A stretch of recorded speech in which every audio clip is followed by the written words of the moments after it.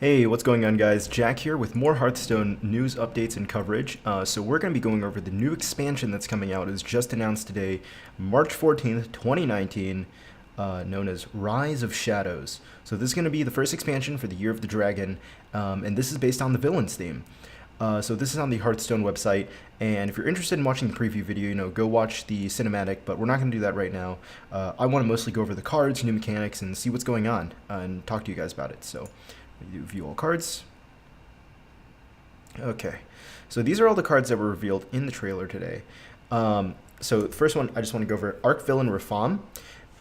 It's cool to see Rafaam coming back. This is just like the old monkey card, the golden monkey, which replaced your hand and deck with legendary minions. Now he's coming back as a warlock legendary, 7 mana, 7/8, so you're getting more instant ability to just play it. The golden monkey was at 6 mana, 6/6 was better, but that's not the point. The point of the card was that in the late game, you played a full control deck with only removal. It was mostly used in Warrior, and you'd play Elise. And then once you get into the late game control, if you control, once you get to your monkey, you have more legendary minion threats, and you no longer need your removal cards. If this card came out this year in Warlock, not this year, I meant like Year of the Raven, I don't think it would see play because it's not infinite value. You only get legendary minions, and sometimes that's too slow to play out. But going into the next year, with the rotation of the Death Knights going out and a lot of other combos, Mechathune, a lot of Mali combos with Druid getting ruined, I think that Arch Villain Rafaam actually might see some play, and I'm really hoping it does because I loved Golden Monkey. I loved playing Control Warrior when Elise was a thing for a Warrior.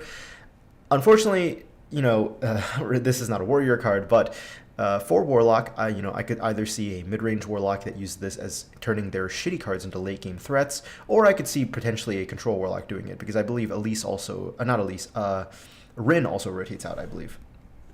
So I could see this being a new direction for Warlock if no infinite value is printed, and then Warlock can have a viable control deck, which would be pretty cool. Alright, so some new mechanics that we will want to go over is Forbidden Words. Not new mechanics, returning mechanic.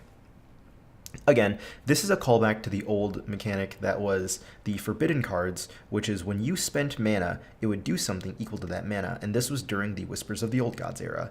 The nice thing about Forbidden Words is that it is using the picture of the fortune teller from Old Gods, and so it's a nice callback how its card design and effect is like that. But pretty much you spend the mana, and here it'll destroy a minion with that much attack or less. So if you want to get rid of a pesky 4-attack minion, as Priest historically has had trouble doing, well, now you have this flexible card that you spend 4 more mana and you can kill that minion.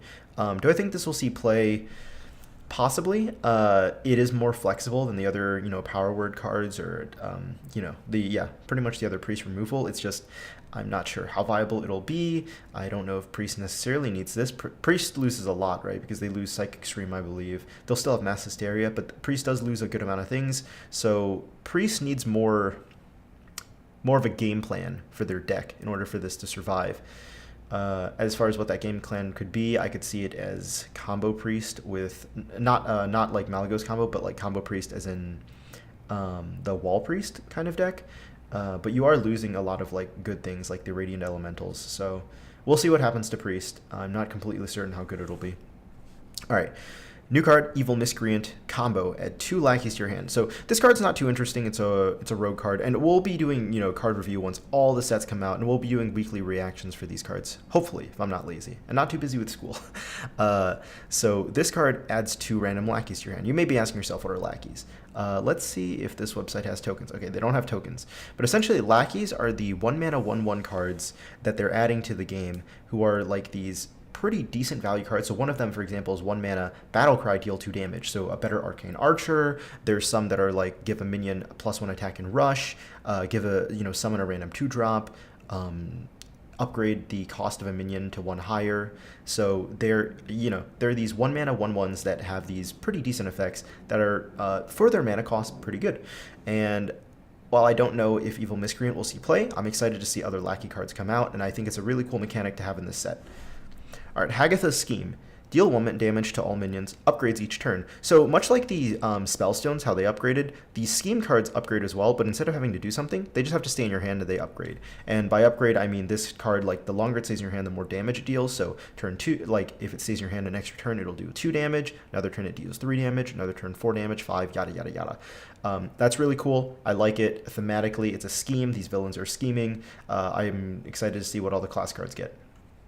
All right, the Forest's Aid, Twin Spell, summon 5 2/2 treants. So when I first saw Twin Spell, my first thing was thinking like twin casting from Final Fantasy or something. But yeah, so this is a pretty cool mechanic where you pretty much play the spell card, and the spell actually gets added back to your hand without the Twin Spell, of course. So, for example, you will play the Forest Aid, you'll summon 5 2/2 treants, and then it'll add another Forest Aid to your hand that says summon 5 2/2 treants, but it won't have the Twin Spell tag on it. So you essentially get 2 spells of summoning 5 2/2 treants, and once you play the first one, it adds the second one to your hand. That's how Twin Spell works.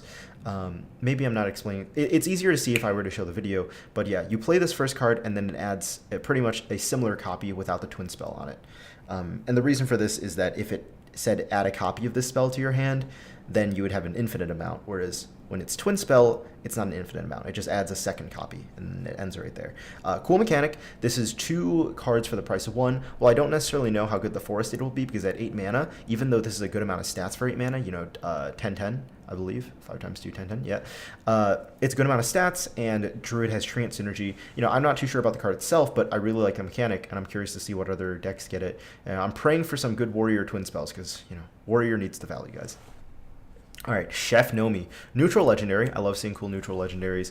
Unfortunately, I'm not too hopeful of this one, but the flavor is really good. If your deck is empty, summon 6/6/6 Greasefire Elemental. Okay, so pretty much it's 7 mana. When your deck is empty, fill your board with 6/6s. Personally, it reminds me of Dragoncaller Orlana. If the enemy has AoE and you're out of cards, this kind of last-ditch effort. I don't know how viable this game strategy will be. I don't think you'd want to build a strategy around this, so right now I'm not too excited about the card, but it's cool flavor, and I like bigger legendaries that do cool things, so that's nice. Speaking of big legendaries that do cool things, though, we have the new Mage Dragon. This is the Year of the Dragon, so of course it makes sense to have a dragon here. Kalecgos, or kalecgos. Don't know how to say it, guys. I didn't play Warcraft. The first spell each turn costs 0. Or your first spell each turn costs 0. Battlecry, discover a spell. So interesting things to note right off the bat is that it's another 10 mana dragon that is a 4/12 stat line. Dragons typically have 4/12. The big dragons are either 4/12s or 8/8s. I think that's really cool that they're keeping the theme, because this is more of like one of those higher mana cost dragons that is like more utility purpose, like the Ysera, like the Malagos. It's the 4/12 stat line instead of 8/8. I also think that's pretty cool. So pretty much to people who don't understand this, you essentially get to play this spell that you discovered on the turn you play this for free. So in the video it showed him playing Kalecgos, then discovering Flame Strike, and if you had not cast a spell already that turn, say like a coin or something, then you would have a 0 mana Flame Strike in your hand that you could cast, or any other spell in your hand. To note, you do not want to play spells before you play Kalecgos, so if you coin out Kalecgos, coin counts as the first spell you played that turn, so the spell you discover will be the full cost, and you won't be able to play it. So never play coin before Kalecgos. You gotta wait until you get full 10 mana for that. But yeah, I think this card is pretty insane for Mage. I just don't know how good Mage will be afterwards, because this definitely is no Frostless Shayna. This will be a really good card, but it's not infinite value, right? It doesn't just win you the game. You'll plop it down.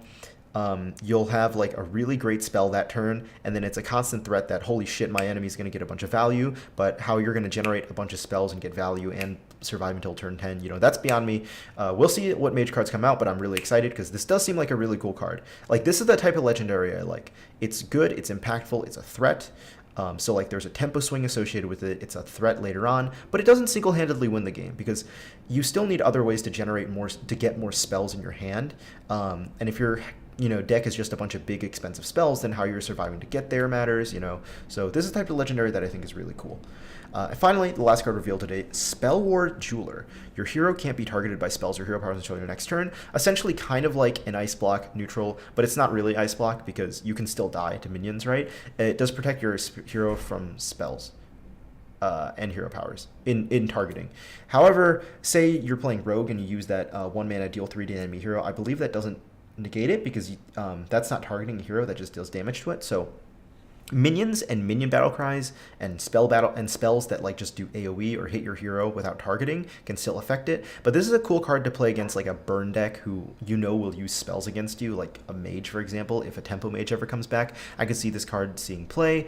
Of course, you'll still have to recover the health somehow, but this kind of works for like an anti-combo, like anti-freeze mage type situation. And it's cool to see Blizzard print cards like this, things that have disruption interaction in the game.